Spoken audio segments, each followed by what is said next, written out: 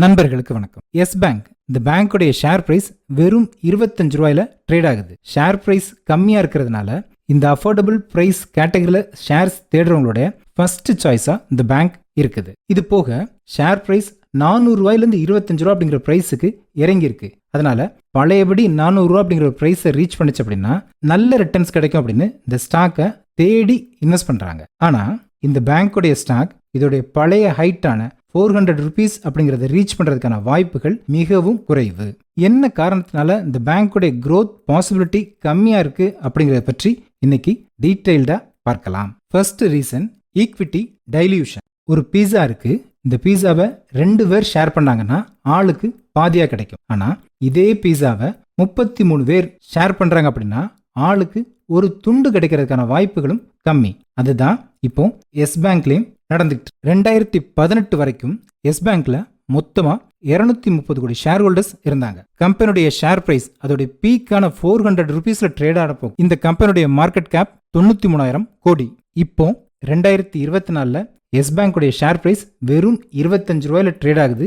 இந்த பிரைஸ்ல இந்த கம்பெனியுடைய மார்க்கெட் கேப் கிட்டத்தட்ட 14 மடங்கு கம்மியா ட்ரேட் ஆகணும். ஆனா இப்போ எஸ் பேங்குடைய டோட்டல் மார்க்கெட் கேபிடலைசேஷன் 80,000 கோடி அப்படிங்கிற அளவில் இருக்கு. இது ஏன் அப்படின்னு பார்க்கும்போது 2020ல இருந்து இந்த பேங்க் தொடர்ந்து புது ஷேர்ஸை புது ஷேர் ஹோல்டர்ஸ்க்கு இஷ்யூ பண்ணிருக்காங்க. 2020 மார்ச்ல எஸ் பேங்க் கிட்டத்தட்ட ஸ்டாப் ஆக போற சிச்சுவேஷன் வந்தப்போ ஆர்பிஐ இந்த பேங்கை பெயில் அவுட் பண்ற பொறுப்பை எஸ்பிஐ கிட்ட கொடுக்குறாங்க.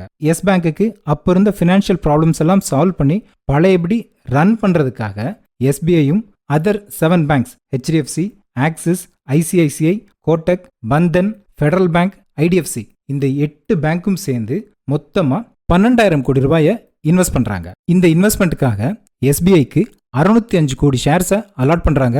அதர் 7 பேங்க்ஸுக்கு டோட்டலா 380 கோடி ஷேர்ஸையும் அலாட் பண்றாங்க. இந்த நியூ ஷேர்ஸை கிரியேட் பண்ணதுக்கு பிறகு எஸ் பேங்குடைய ஷேர் கேபிட்டல் 1200 கோடி அப்படிங்கிற அளவுக்கு இன்க்ரீஸ் ஆகுது. அடுத்து 2021ல follow on public offer issue பண்றாங்க. ஷேர் பிரைஸ் 13 ரூபா அப்படிங்கிற பிரைஸ்ல புதுசா 1250 கோடி ஷேர்ஸை இஷ்யூ பண்றாங்க. இப்போ இந்த நியூ ஷேர்ஸை இஷ்யூ பண்ணதுக்கு அப்புறம் எஸ் பேங்குடைய டோட்டல் ஷேர்ஸோடைய நம்பர்ஸ் 2505 கோடி அப்படிங்கிற அளவுக்கு இன்க்ரீஸ் ஆகுது. அடுத்து 2022ல ஃபாரின் டைரக்ட் இன்வெஸ்ட்மெண்ட்டை அலோவ் பண்றாங்க.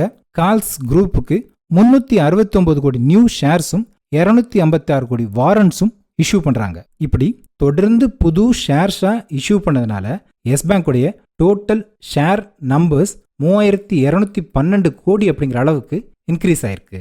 2018ல எஸ் பேங்குக்கு இருந்த 230 கோடி ஷேர்ஸை யாரெல்லாம் ஓன் பண்ணாங்களோ அவங்கெல்லாம் அந்த பேங்கை ஓன் பண்ணாங்க. ஆனா இப்போ அதே எஸ் பேங்கை 3212 கோடி ஷேர்ஸ் ஓன் பண்ணது.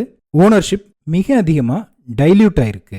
இப்போ இந்தியாலே மிக அதிகமான ஷேர்ஸ் இருக்கிற கம்பெனினாலும் மிக அதிகமான ஷேர் ஹோல்டர்ஸ் இருக்கிற கம்பெனி அப்படின்னாலும் அது எஸ் பேங்க் தான். இப்போ இருக்கிற டோட்டல் நம்பர் ஆஃப் ஷேர்ஸுக்கு எஸ் பேங்க் பழையபடி 400 ருபீஸ் அப்படிங்கிற பிரைஸ்ல ட்ரேட் ஆச்சு அப்படின்னா இந்த கம்பெனியுடைய டோட்டல் மார்க்கெட் கேப் 12 லட்சம் கோடி அப்படிங்கிற அளவில் இருக்கும். இந்த மார்க்கெட் கேப்ல வருஷத்துக்கு 50,000 கோடி ரூபாய் நெட் ப்ராஃபிட் ஏர்ன் பண்ற எஸ்பிஐ விடவும் இது 1.56 டைம்ஸ் பெரிய பேங்கா இருக்கும்.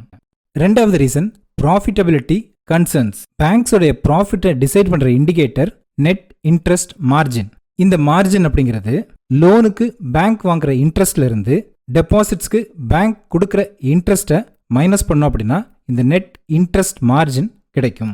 இப்போ எஸ் பேங்க் இருக்கிற சிச்சுவேஷன்ல ஹை ப்ராஃபிட் மார்ஜின் வர்ற ஹை ரிஸ்கி லோன்ஸை கொடுக்க முடியாது. மறுபடியும் ஒரு பேங்க்ரப்ட் சிச்சுவேஷனை சமாளிக்க முடியாது அப்படிங்கிறதுனால நல்ல ப்ரொஃபைல் இருக்க கஸ்டமர்ஸை தான் செலக்ட் பண்ணி லோன் கொடுக்குறாங்க. பட் இந்த profile customers lower rate of இன்ட்ரெஸ்ட்டை டிமாண்ட் பண்ணுவாங்க.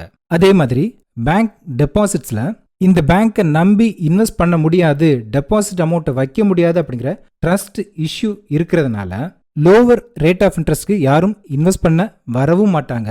இங்க டெபாசிட்ஸ்க்கு ஹையர் ரேட் ஆஃப் இன்ட்ரெஸ்ட் கொடுத்தாகணும். அதே சமயத்தில் லோன்ஸுக்கு கம்மியான ரேட் ஆஃப் இன்ட்ரெஸ்ட்ல லோன் கொடுத்தாகணும். இந்த ஒரு இஷ்யூ இருக்கிறதுனால எஸ் பேங்கால அதோடைய காம்படிட்டர்ஸ் மாதிரி ஹையர் நெட் இன்ட்ரெஸ்ட் மார்ஜினும் கமாண்ட் பண்ண முடியாது. மூணாவது அசெட் குவாலிட்டி கன்சர்ன்ஸ். நான் பெர்ஃபார்மிங் அசெட்ஸ் என்பிஏ. இதுதான் எஸ் பேங்க் கிராஷ் ஆனதுக்கு காரணம். ஸ்டில் இந்த ரீசன்ஸ் எல்லாம் இந்த பேங்க்ல கண்டினியூ ஆகுது. கார்ப்பரேட் லோன் ஸ்டில் 4.5% அப்படிங்கிற அளவுக்கு என்பிஏல இருக்குது. அடுத்தது நோ growth டிரைவர்ஸ். ஒரு பேங்க்கும் அவங்களுடைய growth அதிகப்படுத்துறதுக்காக ஒரு யூனிக் ஏரியால ஸ்பெஷலைஸ்டா ஃபங்க்ஷன் ஆனாங்க. இங்க எஸ் பேங்க்குக்கு அப்படி இருந்த ஒரு ஸ்பெஷலைசேஷன் ரிஸ்க் கேட்டகரி அதிகமாக இருக்கிற கம்பெனிஸ்க்கும் ஹை ரேட் ஆஃப் இன்ட்ரெஸ்ட்ல லோன் கொடுத்துட்டு இருந்தது தான். இதனால இந்த பேங்க் ஏர்லியர் டேஸ்ல high net interest margin earn பண்ணிட்டு இருந்தாங்க. இப்போ இந்த மாடல் ஃபெயிலியர் ஆயிட்டதுனால திரும்பவும் இந்த சேம் மெத்தடை ஃபாலோ பண்ண முடியாது.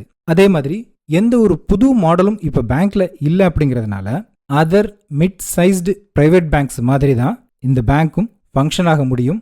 இதனால தான் புதுசாக ஏதாவது ஒரு ஃபாரின் கம்பெனி வந்து இந்த பேங்க்கை டேக் ஓவர் பண்ணால் ஏற்கனவே இந்த பேங்க்ல ஹியூஜாக இன்வெஸ்ட் பண்ண இந்தியன் பேங்க்ஸ் எல்லாம் இந்த பேங்க் ஸ்டாக்ல இருந்து எக்ஸிட் ஆயிடலாம் அப்படிங்கிற ஒரு ஐடியாலையும் இருக்கிறாங்க.